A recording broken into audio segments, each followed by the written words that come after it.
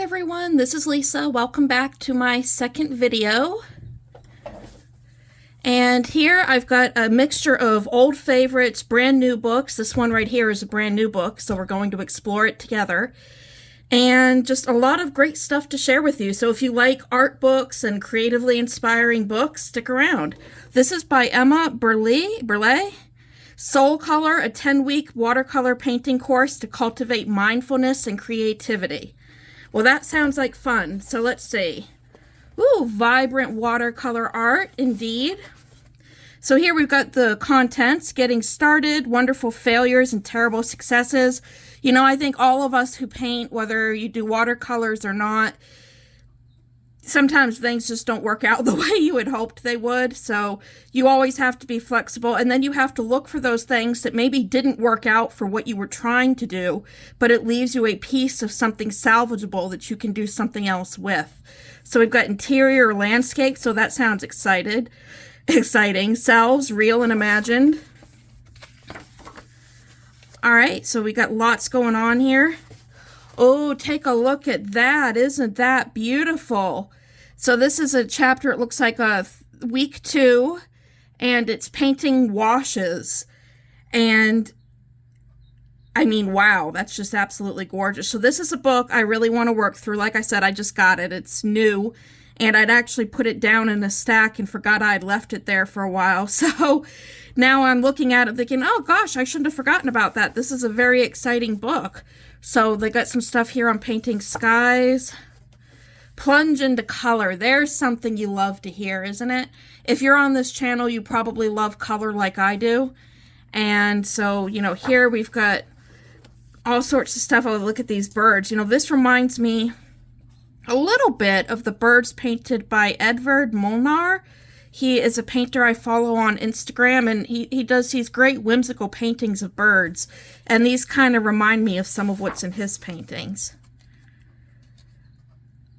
In this chapter, we explore composition, the relationship between one form and another. All right.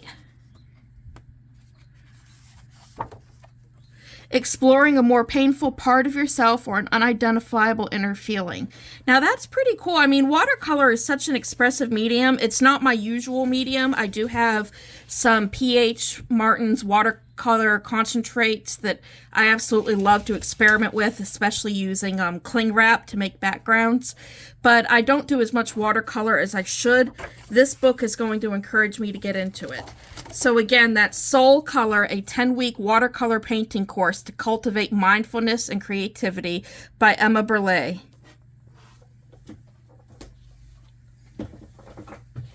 Next we have Rethinking Acrylic, Radical Solutions for Exploiting the World's Most Versatile Medium. And that's what I love about acrylics, is that they are so versatile. Now, I'm not a professional artist, so you're not taking any advice you get on this channel from somebody whose work is, you know, at the Guggenheim or something. But I do paint a lot, and I love just the endless possibilities of acrylics. So let's take a look at this book. I haven't looked at this one in a while. I do know, if I remember correctly, I think, let me see. Yeah, it's not all abstract. So it's not, you know, I'm almost purely an abstract artist, but there's still a lot you can learn here. Applying grounds. Looks like they're working with some paint pouring.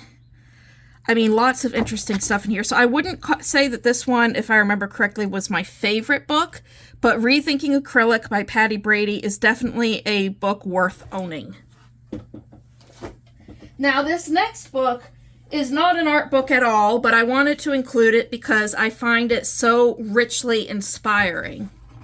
Revelations in Air, a guidebook to smell. Now, you know, as artists, most of us, of course, have beautiful visual art books, and, you know, we are all aware of the beauty of music, but smell doesn't get explored a lot. Now, this book doesn't have, you know, a whole lot of pictures, so there's nothing that I'm going to go through and show you, and, you know, you're going to like, oh, wow, that's what the smell of lavender looks like. Although I love to use synesthesia to conceptualize, you know, what does the color lavender taste like? Or how does velvet, like, gosh, I could go into a million different directions. just mixing the senses. But this profiles a whole bunch of scents and, you know, what they remind people of and different things about that scent. So we've got everything from the smell of snow and ginger to ocean to oranges, truffles, cannon fire. There's a smell that we haven't all smelled before. Camphor. I love the smell of camphor. Don't even ask me to tell you why. It smells so cold. The smell has a temperature to me. It's very tactile, and I absolutely love camphor. So that's one that I enjoyed. Ectoplasm, extinct flowers. I mean, there's lots of stuff in here. So introduction, why a book on smell? I mean, when you read this book, you'll find out why, because it goes into like information about the senses, but then descriptions of smells that are just so vivid. Like hot chocolate, the scent starts off molten, tarry, slightly dank at its base. There is a pleasing astringency veined with iron notes. The smell fills your nostrils substantially in the way a dense paste of pulverized beans ought to. But oh, the liftoff! Curling in zephyrs above the mug, hot chocolate creates above itself a dome of delectable shifting scents, floral sweet, tanged with citrus, a slight chilly heat. I mean, it's just absolutely gorgeous. So I recommend this book to anybody. I mean, if you enjoy good smells, you'll enjoy this book, but it's very poetic, and it's an interesting way to get some inspiration for using smell. Like I mentioned in my last video, I'm actually a writer more so than an artist, and I love really descriptive things like this because I'm a poet. So Revelations in Air, definitely a good book to check out. Now this next one is a favorite of mine. Cloth Stories, Capturing Domestic Life in Textile Art by Ali Ferguson. This book, it's got this soft cover. This is a book that if you can get it without getting... I mean, a digital copy would be great, but the cover is soft and tactile and fabricy. So if you like that, I mean, this is a book that feels good to touch and is nice to have on your shelf. So I'd recommend buying this in hard copy. But Cloth Stories is really a book that helped kick off my passion for textile arts. Let me see if I can...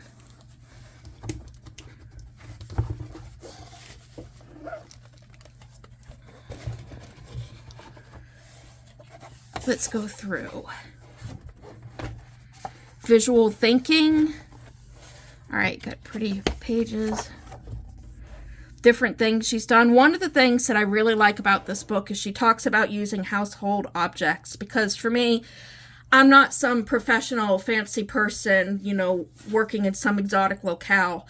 I am a housewife. I have rubber gloves. I have embroidery supplies and baking stuff and wrappers and things like that. And she really stresses using home-based ephemera and different things that you would have around you that really express a woman's life. There's something very unique. We talk about the female versus the male gaze in art and all these gender differences, but homemakers have a very unique experience and a unique view of the world. And art like this, it's good for everybody, but it allows homemakers to celebrate the environment they live in and to critique the environment they live in and wrestle with the environment that they create and the parts of their environment that they didn't create,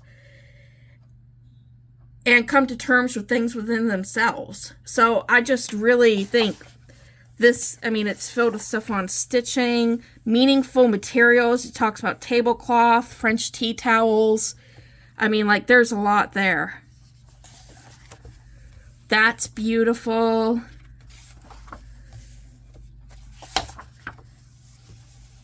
Stories from the Snug. I mean, just lots of beautiful things to look at in here. And a really good book to have. So that's Cloth Stories by Ali Ferguson, and I can't recommend it highly enough, especially if you enjoy textile artists, especially if you are a female artist, and especially if you are a female textile artist, and especially whether you are a homebound because you're a homemaker, or maybe you have chronic health issues that leave you at home. This really illuminates how you can use the environment you live in to create textile art that is vibrant and alive with meaning. So I definitely recommend this one.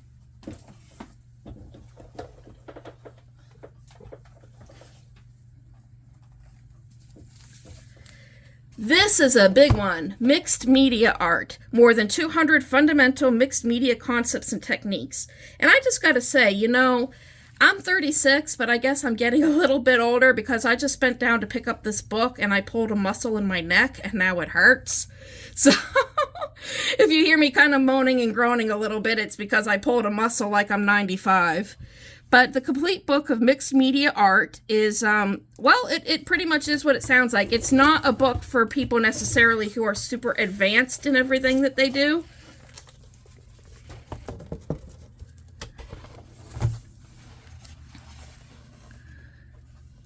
But there's rubbings, spackle and stencil, using gesso, trash to treasure, alternative supports, canvases, wood panels. I mean, there's just a lot of information on materials and substrates here and all sorts of projects you can learn to do. Not necessarily project as in, oh, make this, but instructions onto how to do certain things like 3D fabric effects. That's something that I need to look into more because I'm getting more and more into textile art. But yeah, I mean, they just got a ton of really great, interesting things here. There's different chapters based on, like, here's a section just about stamps and stencils. I'm starting to collect stencils and stamps, and I'm really getting into them. And, you know, I used to feel like stencils and stamps were kind of cheating in art. Like, oh, you know, you didn't really paint that design. But now I've come to realize they're just tools. They're almost like collage materials. And being more flexible like that and open to the possibility, I've come to realize that I might actually really enjoy using them. So I've got a few stencils I've used a little bit, and I'm going to get some more. Now let me carefully move this up, and I got my candle burning next to me, so got to be careful of that. And lastly, last book for today, Sketchbook Explorations for Mixed Media and Textile Artist by Shelley Rhodes. Now you can see looking at the cover here that it's absolutely beautiful. I mean, look at this great art.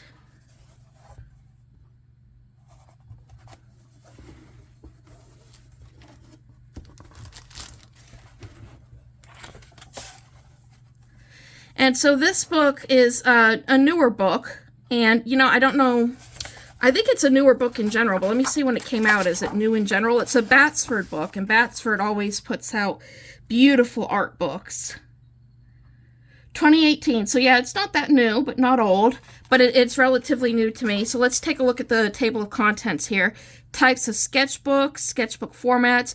This book was interesting to me because I don't really keep a sketchbook. I do a lot of abstract paintings on index cards and a lot of things that I don't keep because my life is transient and I don't have the room and the wherewithal to keep everything that I make. So, but this kind of convinced me to be more creative and flexible in my idea of what a sketchbook is, because I always thought, well, you know, hey, if you don't actually enjoy drawing, which I don't really draw. I really appreciate the art form. I think it's amazing. I admire people who draw well.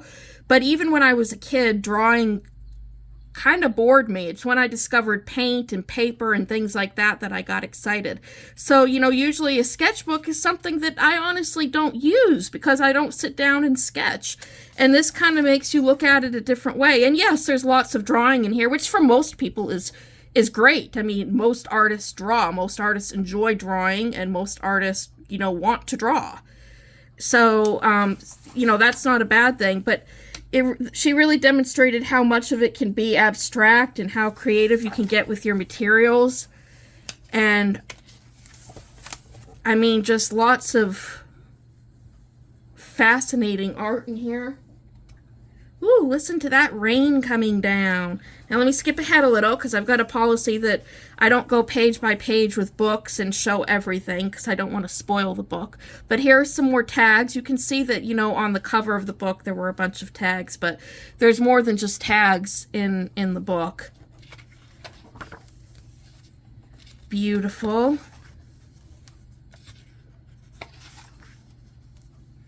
Such great pictures. Such soft colors. Alright, well that is a book well worth having. I mean, it's definitely, like I said, if you could get a physical copy of the book, I don't know if this comes in digital too, but if you can get a physical copy, definitely do, because it's a tactile experience. The fabric cover is absolutely beautiful. But if you can only get your hands on the digital, that is still well worth it. Shelley Rhodes makes great books. Batsford puts out absolutely wonderful arts books. And this is wonderful for anybody who likes mixed media and textile art.